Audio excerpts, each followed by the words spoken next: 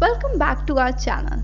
In the last video of Payment of Wage Act, we have discussed authorized deduction.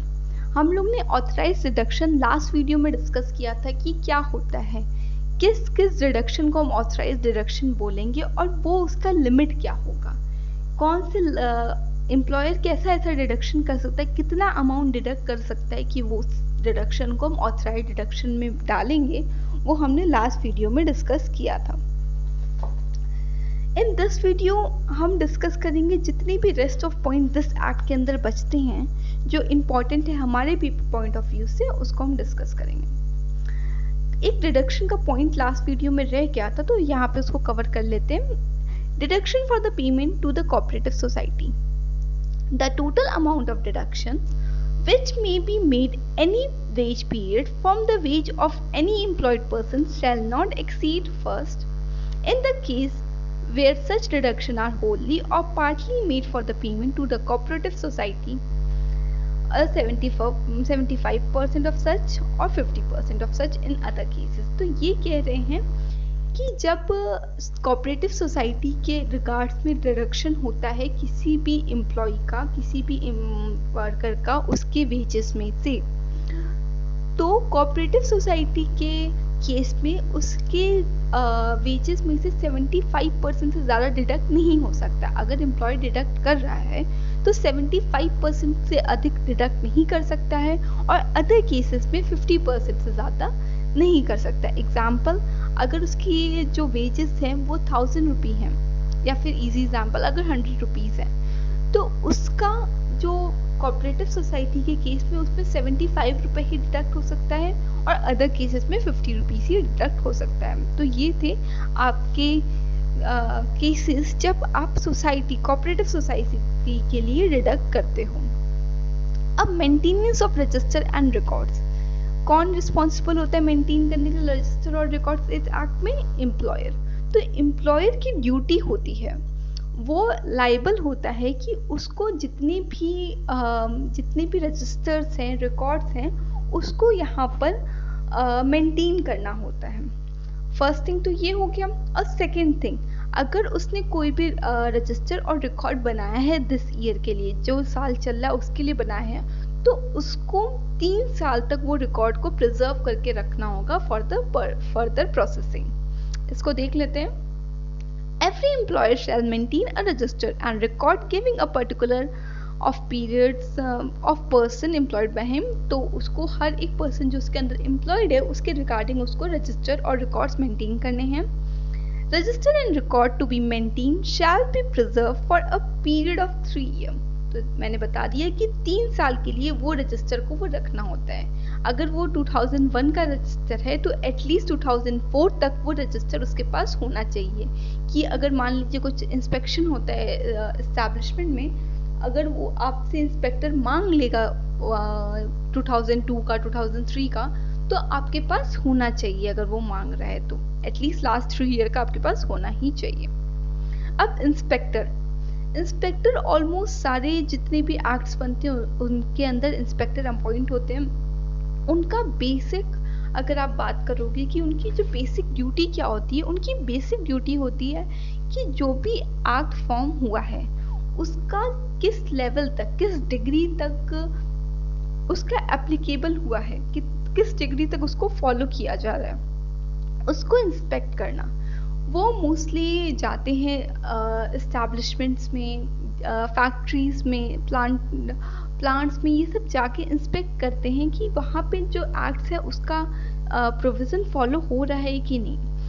Even वहाँ पे inquiries भी बैठाई जाती है, सुपरविज़न भी किया जाता है, एग्जामिनेशन भी किया जाता है, बस यही देखने के लिए कि वो किस लेवल तक उस एक्ट को फॉलो कर रहे हैं.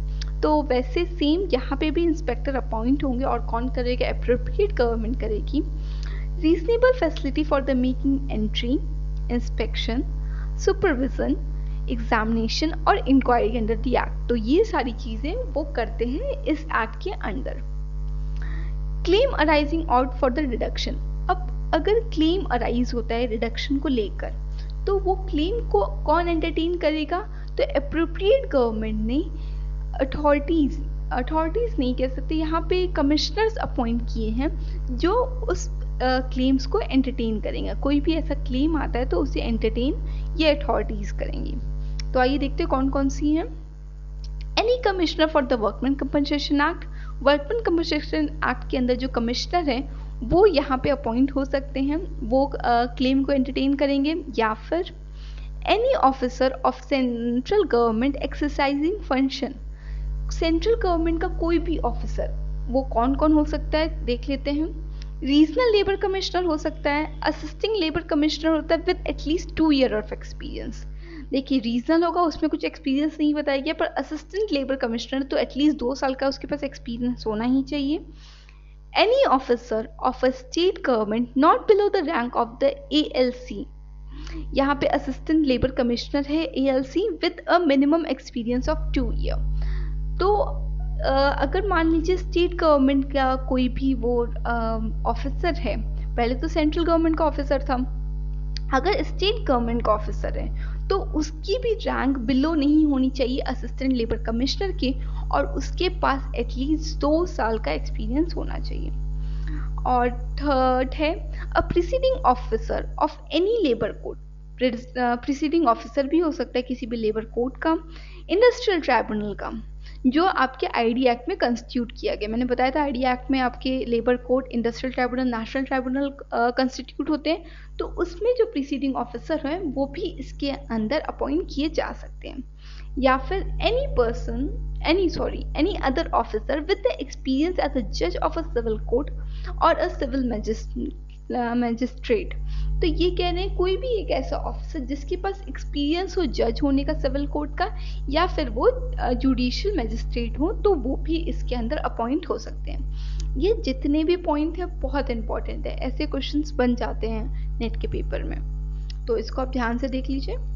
प्रेजेंटेशन ऑफ एप्लीकेशन, अब एप्लीकेशन जो यहाँ पे सबमिट होगा उसका प्रेजेंटेशन कैसे होगा। When any deduction is made, जब भी कोई डिडक्शन मेड होता है इन द कॉन्ट्रैक्टरी, मतलब कि जो प्रोविजन है उसके अगेंस्ट कोई भी डिडक्शन किया जाता है, इस प्रोविजन मतलब जितनी भी एक्ट के अंदर प्रोविजन है उसको कॉन्ट्रैक्टरी में कोई भी अगर डिडक्शन किया जा रहा है और the payment of wages is delayed, या फिर जो पेमेंट ऑफ वेजेस है उसमें लेट हो रहा है, then application can be made, तब एप्लीकेशन मेड हो सकती है, मतलब एप्लीकेशन यहाँ पे आप अप्लाई कर सकते हो विद इन 12 मंथ। तो आप 12 महीने के अंदर यहाँ पे आप एप्लीकेशन दे सकते हो कि आपका जो भी डिडक्शन है वो अनऑथराइज्ड है, या फिर आपका जो पेमेंट ऑफ वेजेस है वो डिले हो रहा है। तो कौन कौन कर सकता है, एम्प्लॉय हिमसेल्फ, एम्प्लॉय कर सकती है, वर्कर मतलब खुद जाके एप्लीकेशन ले सकता है, या फिर लीगल प्रैक्टिशनर हो सकते हैं, या फिर लीगल आपके रिप्रेजेंटेटिव हो, जैसे कोई आपने लॉयर कर लिया तो वो भी आपको रिप्रेजेंट करके एक एप्लीकेशन कर सकता है आपके बिहाफ में। ट्रेड यूनियन जिसके अंदर रजिस्टर्ड हो आप, वो भी कर सकता है, और कोई भी इंस्पेक्टर भी कर सकता है एप्लीकेशन आपके लिए, आपके बिहाफ पे ये कर सकता है, यहाँ पे अप्लाई कर सकता है। Single application respect of claim for the unpaid group, तो देखिए क्या होता है, कभी कभी कोई एम्प्लॉयर किसी एक मेजर ग्रुप, एक वर्क क्लास को ही डिडक्शन उसने अनऑथराइज डिडक्शन कर दी, या फिर पेमेंट नहीं कर रहा है, या फिर डिले कर रहा है, तो अब वो सेपरेटली हर एक बंदा जाकर नहीं करेगा ना, तो इसलिए सिंगल एप्लीकेशन भी यहाँ पे अलाउ की गई है, पर उसके कुछ क्राइटेरिया होते हैं वो देख लेते हैं। Deduction have been made for their wages in contravention of the act for the same cause and during the same wage period। तो ये कह रहे हैं डिडक्शन जो हुई है, जो कोई भी जो डिडक्शन हो रही है वो सेम कॉज की होनी चाहिए और ड्यूरिंग होनी चाहिए सेम वेज पीरियड। मतलब कि अगर आपका मान लीजिए मंथ ऑफ अप्रैल में हुआ है तो उन सबका मंथ ऑफ अप्रैल में होना चाहिए, और इवन कॉज भी सेम होनी चाहिए। अगर आपके डीए में से ज़्यादा, मान लीजिए आपका जो HRA है, हाउस रेंट अलाउंसेस, उसमें से ज़्यादा आपका डिडक्ट कर लिया गया है, और जितने भी अदर रेस्ट ऑफ एम्प्लॉयज़ हैं उनका भी यही केस है कि उनका जो अप्रैल में से डिडक्शन होना था HRA से वो ज़्यादा हो गया है, तो वो लोग साथ में जाकर एक एप्लीकेशन, सिंगल एप्लीकेशन में अप्लाई कर सकते हैं, क्लेम कर सकते हैं। और दूसरा क्या है, period of their wage period of the same wage period or period have been remain unpaid after the day fixed। कह रहे हैं कि आपका जो वेज पीरियड है वो सेम हो या फिर जो फिक्स किया गया है डेट वो भी सेम हो, तो भी आप जाके अप्लाई कर सकते हो सिंगल एप्लीकेशन के अंदर। आई होप ये क्लियर हो, बहुत इजी सा पॉइंट सा। अपील, अपील क्या होता है, कोई भी मान लीजिए आपका कोई ऑर्डर आ गया और आपको वो ऑर्डर एक्सेप्टेबल नहीं है, तो आप अपील कर सकते हो कि मुझे हायर कोर्ट में जाना है या फिर ये वाला जो ऑर्डर है वो मुझे नहीं सही लग रहा है, आप फिर से इंक्वायरी कीजिए। तो इसके अंदर against decision of the authority, जो भी डिसीजन होती है अथॉरिटी की, उसके विद इन 30 डेज आपको कोर्ट में जाना होता है अपनी अपील लेकर। और इसमें ये तो हो गया आपके एम्प्लॉय के केस में, पर इसमें एम्प्लॉयर भी जा सकता है अपील लेकर। एम्प्लॉयर में अपील टू द कोर्ट, वो भी अपील कर सकता है कोर्ट में for the payment of wages and compensation. वो पेमेंट ऑफ वेजेस और कंपनसेशन के रिगार्डिंग भी अपील कर सकता है if the amount of sum exceed 300 rupee, पर तभी कर सकता है जब उसका अमाउंट ऑफ सम 300 से ज़्यादा हो, 300 रुपी से ज़्यादा हो, तभी वो अपील कर सकता है। तो अपील दोनों कर सकते हैं, एम्प्लॉय या वर्कर भी कर सकता है और एम्प्लॉयर भी कर सकता है। पर एम्प्लॉयर के में क्या केस है कि उसका जो अपील का अमाउंट होना चाहिए वो 300 से ज़्यादा होना चाहिए। आई थिंक दैट्स ऑल, या that's all for this video. अगर आपको इसके नोट्स चाहिए तो टेलीग्राम अकाउंट है, उसमें से आप वहाँ पे नोट्स ले सकते हो और वहाँ पे डेली क्विज होता है, तो काफ़ी इजी हो जाता है आपके डेली रिविजन के लिए। That's all, thank you for watching.